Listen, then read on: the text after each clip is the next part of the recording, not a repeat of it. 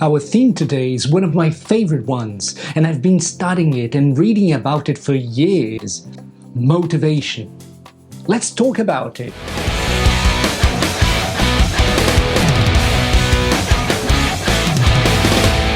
Hey guys, what's up?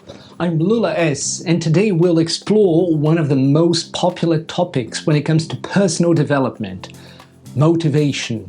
It's not a coincidence if self-development authors are called motivational speakers, which says a lot about the importance of this theme. Of course, when we feel motivated, we feel great. We become more productive, we do what we have to do, we work better, we think better, we exercise better. Well, in that case, why do some motivational speakers say that motivation is rubbish? Sounds a bit contradictory, huh? Take Mel Robbins, for example. I love her work, but she keeps repeating over and over again that motivation sucks. Well, that's obviously an exaggeration. Of course, motivation isn't a bad thing in itself. What those people really mean is that motivation is actually unstable. It isn't always there, and when it is, it doesn't last forever. Motivation always comes and goes. That's just the way it is. But where does motivation come from? Sometimes it can come out of nowhere. Just like that, some days we simply wake up feeling naturally motivated and full of energy, ready to conquer the world. Some other days, however, we feel lazy, unfocused. Taking steps towards our goals feels very difficult. Because motivation is unpredictable. It's very slippery. Having said so, motivation isn't always random. It can also come from an emotional stimulus. For example, when we think about how much being in good physical shape increases our self-esteem, we may get motivated and start exercising straight away. The emotional stimulus doesn't always have to be a positive one. In fact, very often, it isn't positive at all. Fear or anger, for example, can be great emotional triggers. Actually, one of the best skills we can learn is how to use fear or anger as fuel. For example, the fear of being told off by our boss motivates us to stop procrastinating and to finally finish that bloody report by the deadline. Most of our actions aim at avoiding pain or obtaining pleasure. And because our brain has a natural tendency to magnify the negative, focusing on the pain we want to avoid can sometimes be even more effective than focusing on the pleasure we want to have. That's why the pain of being judged by guests coming to visit us motivates us to clean up our homes before they arrive. Some other powerful emotional triggers include being praised for something good we've done, hearing an inspirational story, being reminded of a talent or a skill we have, visualizing our dreams coming true. That's a very good one. All of those can motivate us to move forward and get things done. So we can spark motivation by using some powerful stimuli. Yes, it is possible to motivate our own selves. Here are some of my favorite ways to do that. Listening to one of our favorite uplifting songs and dancing to it. This changes both our physical and emotional states just like that. It gives us a lot of energy, it's good for our health, it's great fun. And it can help us to overcome procrastination and fear. Listening to a compelling motivational speech. All of us have had those moments when we watched an eloquent speaker saying amazing stuff and then something clicked inside of us. YouTube is one of the best sources of inspirational videos, and it's 100% free. It's not a coincidence if I chose YouTube as the best platform to make a contribution, to make a positive impact on people's lives. So please help me to accomplish my mission by hitting the like button below. Thank you very much.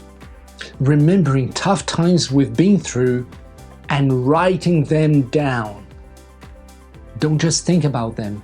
Write them down. Recalling difficult challenges we overcame in the past makes us feel strong. It gives us a lot of confidence.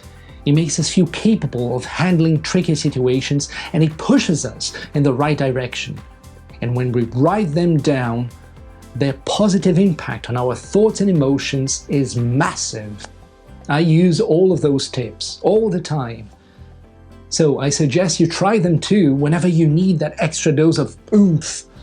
However, even if those tips may work most of the time, they are no magic tricks either. There will be days when those strategies just won't work. It's alright, we must accept that. Always remember, motivation is unstable. Sometimes we may watch loads of powerful speeches on YouTube and still feel stuck. Okay, so in that case, what's the most efficient, the ultimate, the best way ever to motivate ourselves? Well, the answer is very simple. You may be surprised. By taking action. It's the famous "just do it" motto. The key is to start doing something. Action is not only the consequence of motivation, action is also what causes motivation. In other words, action and motivation work in a loop.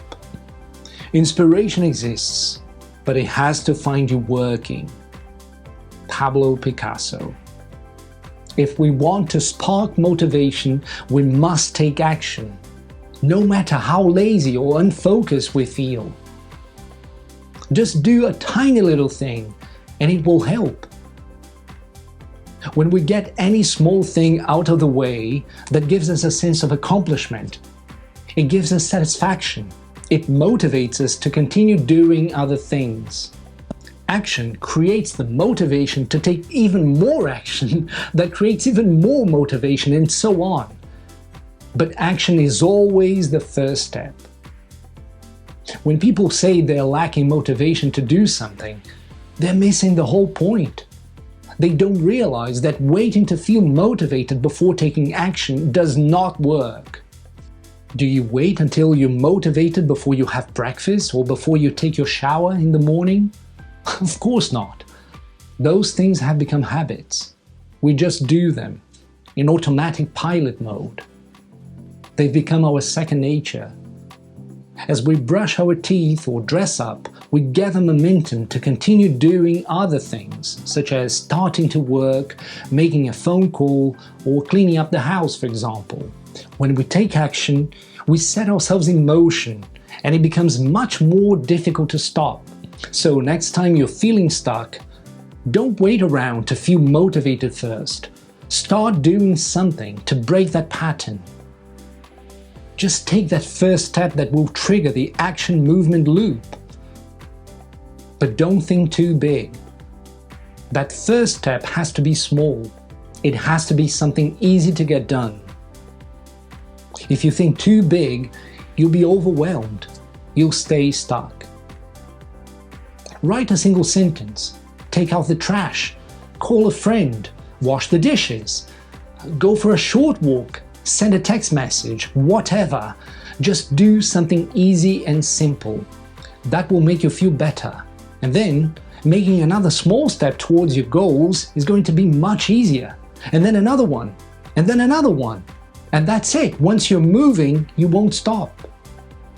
From any small, simple action we take, we can gradually evolve to tackle any big challenge. Remember, the loop starts with action and not with motivation, unlike what many people think. So, do you have any other tips about how we can motivate ourselves? Please let me know in the comments below. I'd love to hear from you.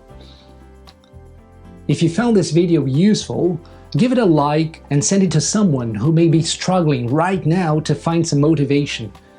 He or she will be very grateful. Please subscribe to this channel so more and more people can benefit from it.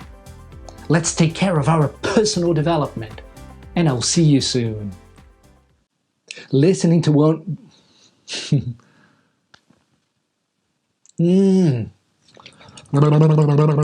Okay.